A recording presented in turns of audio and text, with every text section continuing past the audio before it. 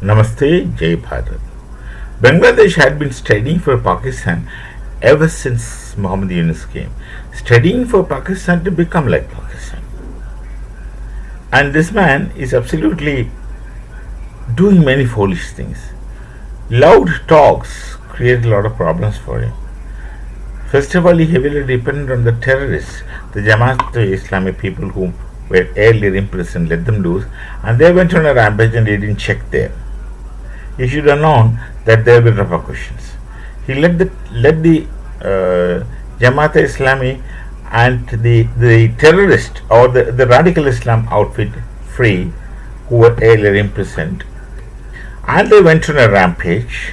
They went on killing the Kafirs, all non-Muslims, where Hindus are sizable majority, and destroying their temples, their workplaces, and their shops, their other establishments, whatever they had, and the houses. They were killing indiscriminately Hindus, Buddhists, and Christians, of course. All the minorities they were attacking, and chiefly Hindus they were killing. Because number one kafir is a Hindu. Number one kafir is a Jew, and number two kafir is a Hindu. If they make an inventory of kafirs, this is how they should write. Because Jews, they treat us number one, they are ahead of us. We are only behind, we are only behind number two. So, these people went on a rampage, and Yunus never tried to understand the implications of this, the global implications of this. Or he was under compulsion, he couldn't act.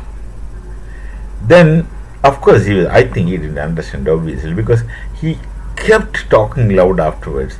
Then he continuously tried to meet our Prime Minister, and which did not succeed. Of course, from our Prime Minister's point, if I am thinking, there's no point in meeting this man. There's no point in meeting this man because this man is a non sequitur. He is no one. Somebody planted him and called him as a chief advisor, and nobody knows who is supposed to advise Himalayas. So there's no point in meeting him. We don't want to talk to Pakistan because there's no point in talking to them. First of all, they would never keep their words. In our experience of all these years, we know that. And secondly, there's no one accountable in Pakistan. Whom to talk to? Who is accountable? Is the Prime Minister worthy of it? No. He has no power. Then the Maulavis? No. They're always deceitful. And the army? They don't know what they're doing. But the army is also powerful. These are the three power sectors in Pakistan. And no one will listen to others. And who will you talk to? We can't make sense talking to any of them. And can you presume that these three will keep together? They cannot be together. They will never be together because their interests are different and they function as isolated islands, having no interrelations whatsoever, but then coexisting for their own individual benefits. Interesting. So who will you talk to? Similarly, is the situation. Why should you talk to this man? He doesn't know anything and he doesn't have anything in his hand. Even if he says something, it doesn't mean anything. But nonetheless, he tried his best to talk to. He tried his level best to talk to our Prime Minister. Our Prime Minister knew that there's no point in talking to him. Number one. But then he meets him when there was another summit meeting, and he does a stupid thing of asking first thing. Send back Sheikh Hasina. Of course, our Prime Minister did what I would have done. You ignore that thing. Ignore that thing. Sheikh Hasina is an elected Prime Minister of Bangladesh even till now. He had that stupidity of saying this. This is what he wanted to talk to him. He thinks that he will say and we will agree. Funny fellow. Then he goes to China and he invites China. You come to Bangladesh, we'll cut off the northeast state of India. Because he thinks he will cut off Siliguri, which they call as chicken neck, the corridor, which is connecting Bharat and Bangladesh, small strip of land. and he thinks he can capture that and then capture the entire area. He would annex northeast Bangladesh. One would laugh at this suggestion. He has that stupidity of going and asking China to help. And China is already desperate and frustrated with the blows that they take from Donald Trump.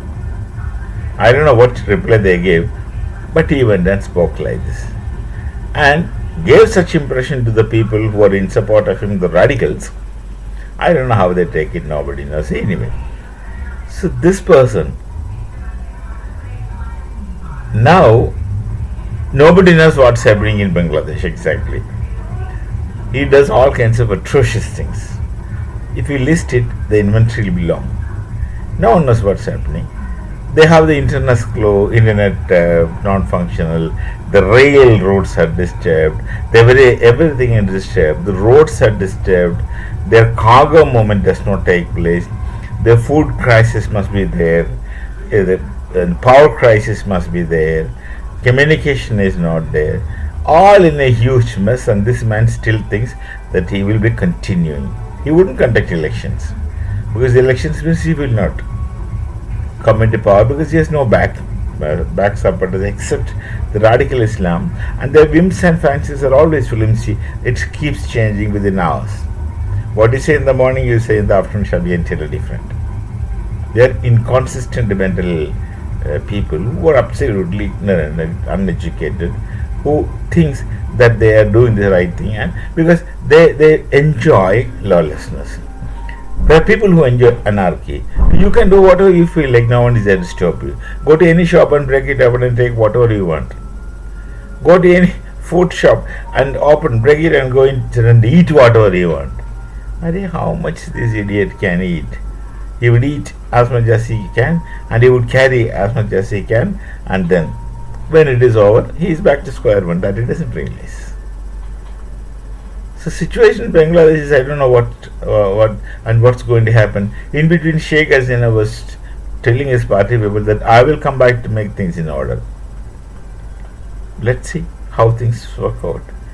But one thing, at the end of the day, the people are suffering, and the people of Bangladesh are suffering in capital letters. And no one can do anything. We shall meet again with some other thought. Namaste. Jai Bharat. Jai Sri Ram.